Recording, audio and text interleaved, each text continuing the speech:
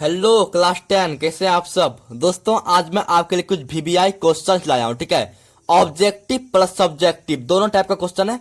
मात्र 8 objective question है। ठीक है, और 8 ऑब्जेक्टिव क्वेश्चंस को आपको याद कर लेना है अभी के अभी। ठीक है, आइए क्वेश्चंस को देखना शुरू करते हैं। यहां पर देखिए, सबसे पहले पेयजल को जीवाणु रहित करने में प्रयोग किया जाता है। दोस्तों, हम जब पानी पीते हैं, ठीक है, उसमें जीवाणु होता है, तो उस जीवाणु को मारने के लिए किसका प्रयोग करते हैं? ऑप्शन पढ़िए, CaOCl2, CuCl2, CaCl2, CaCO3। इसका राइट आंसर क्या होगा? देखिए, इसका राइट आंसर होगा ऑप्शन ए, CaOCl2। इसे याद रखिए, यही वह चीज है, ठीक है, जिसका उपयोग करते हैं हम जीवाणु रहित करने के लिए। किसको? तो पेयजल को। ठीक है, इसको याद रखिएगा।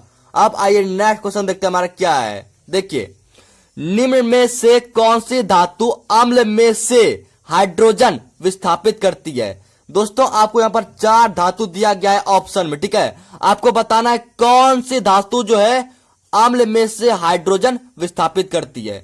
ऑप्शन है Mg, Pt, Cu, Hg। इसका राइट आंसर क्या होगा?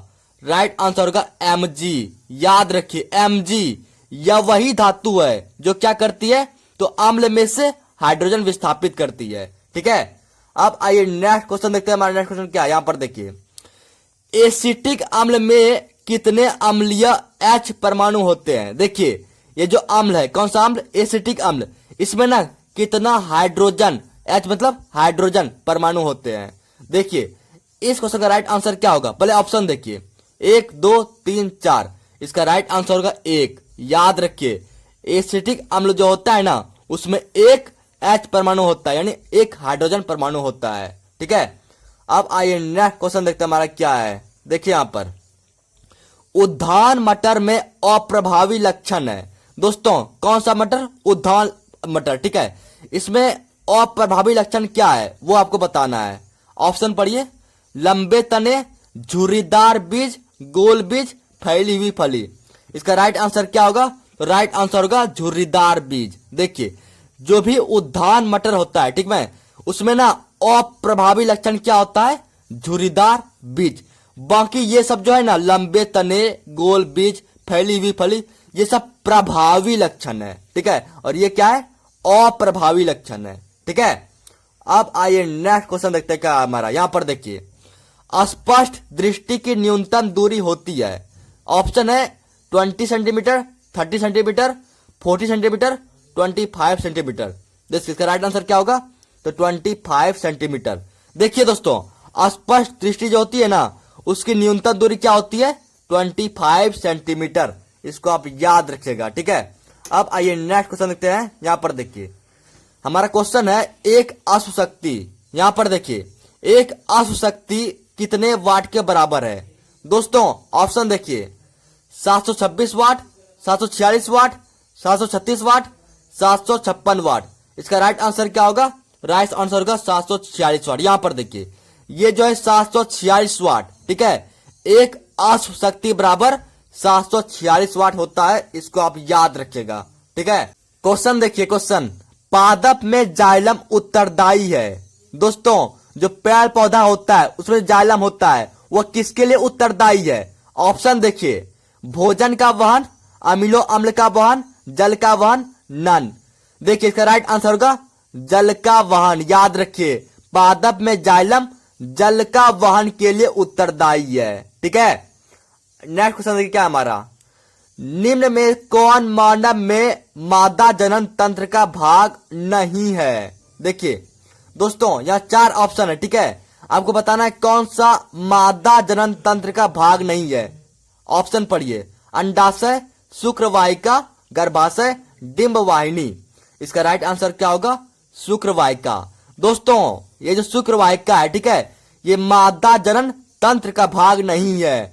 बाकी ये जो अंडाशय हुआ, गर्भाशय हुआ और डिंब वाहिनी है, ये सब ना मादा जनन तंत्र का भाग है। ठीक है, लेकिन शुक्रवाहिका मादा जनन तंत्र का भाग नहीं है। ठीक है दोस्तों, अब आप यहां पर देखिए, सब्जेक्टिव क्वेश्चन है। ठीक है, इसे आप जरूर ही याद कीजिएगा। यहां पर देखिए, यहां पर जीवाश्म ईंधन किसे कहते हैं, जीवाश्म से क्या क्या हानियां हैं। दोस्तों ये जो है जीवाश्म ईंधन, सबसे पहले आपको इसके बारे में बताना है, ठीक है। फिर आपको इस ईंधन का क्या क्या हानि है उसको बताना है। मतलब दो बातें आपसे यहाँ पर पूछा जा रहा है, ठीक है, और दोनों बातों का आंसर आपको बताना है। दोस्तों अगर आपको ये क्वेश्चन आता है तो अच्छी बात है, आपका रिवाइज हो जाएगा। अगर नहीं आता है तो आप जरूर ही इसे याद कर लीजिएगा, ठीक है। आइए यहां पर देखिए, वह दहनशील पदार्थ, देखिए इतना सा लाइन से आपको एक बात पता चल गया होगा कि जीवाश्म ईंधन जो होता है ना, ये दहनशील पदार्थ होता है, ठीक है। इसको याद रखिएगा, मतलब इसे हम जला सकते हैं, ठीक है। देखिए वह दहनशील पदार्थ जो पेड़ पौधों तथा जानवरों के अवशेष से प्राप्त होते हैं। दोस्तों सबसे पहले एक बात आप अच्छे से याद रखिए, ये जो जीवाश्म ईंधन है ये कहां से प्राप्त होता है, याद रखिए पेड़ पौधों तथा जानवरों के अवशेष से प्राप्त होता है। इसे आप याद रखिएगा, ठीक है। जो लाखों वर्ष पहले पृथ्वी की गहराई में दब गए थे। दोस्तों ये जो पेड़ पौधे हैं और जानवरों के अवशेष हैं, ये ना लाखों वर्ष पहले, कितने वर्ष पहले, तो लाखों वर्ष पहले ना पृथ्वी की जो गहराई है उसमें दब गए थे, ठीक है। जीवाश्म ईंधन कहलाता है। देखिए बहुत आसान सा है, इसे आप एक बार फिर से सुनिए मैं क्या क्या कह रहा हूं। देखिए जीवाश्म ईंधन के बारे में कह रहा है यहां पर कि वह दहनशील पदार्थ, ठीक है। आगे क्या है, तो जो पेड़ पौधों तथा जानवरों के अवशेष से प्राप्त होते हैं, ठीक है, जो लाखों वर्ष पहले पृथ्वी की गहराई में दब गए थे, जीवाश्म ईंधन कहलाता है। बस इतना सा ही बात है, ठीक है। एग्जाम्पल है कोयला, पेट्रोलियम, गैस, ये सब एग्जाम्पल है किसका, तो जीवाश्म ईंधन का, ठीक है। दोस्तों इस एग्जाम्पल को आप अच्छे से याद कीजिएगा, ठीक है, क्योंकि ये आपको ऑब्जेक्टिव में पूछे जाते हैं। आपसे पूछ देगा निम्नलिखित में से कौन सा जीवाश्म ईंधन है, और इन तीनों में से एक आपको दे देगा, तो वहां आप जीवाश्म ईंधन को आसानी से पहचान पाएंगे, ठीक है। अब आइए इसके हानि को देखते हैं, इसका क्या क्या हानि है। देखिए जीवाश्म ईंधन से हानियां, दोस्तों हानियों को देखिए। नंबर 1 है जलने से पर्यावरण प्रदूषित होता है। दोस्तों जब हम कोयला, पेट्रोलियम, गैस इन सब चीजों को जलाते हैं ना, तो क्या होता है, तो पर्यावरण प्रदूषित होता है। ये बात आपको पता होगा, ठीक है। और नंबर 2 देखिए, जलने से CO2 निकलता है जिससे ग्रीन हाउस पर प्रभाव पड़ता है। दोस्तों जब आप कोयला जलाते हैं या फिर पेट्रोलियम या गैस ये सब जलाते हैं ना, तो कार्बन डाइऑक्साइड निकलता है, यानी CO2 निकलता है, जिससे क्या होता है, तो जिससे ना ग्रीन हाउस जो होता है ना उस पर प्रभाव पड़ता है, ठीक है। ये सब हानियां हैं। देखिए अम्लीय वर्षा का कारण, दोस्तों ये जीवाश्म ईंधन जो होता है ना, ये अम्लीय वर्षा का कारण होता है, इसको आप याद रखिएगा, ठीक है।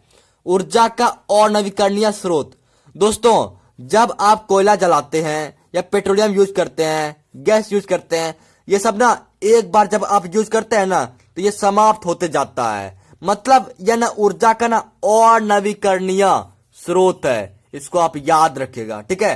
तो ये 4 हानियां हैं, ठीक है। दोस्तों अगर आपसे ये क्वेश्चन 2 नंबर के लिए पूछे ना, तो सिर्फ 2 हानि को लिखिएगा, ठीक है। दोस्तों इस क्वेश्चन को आप जरूर ही याद कीजिएगा, इसका स्क्रीनशॉट लेकर आप रख लीजिए, ठीक है।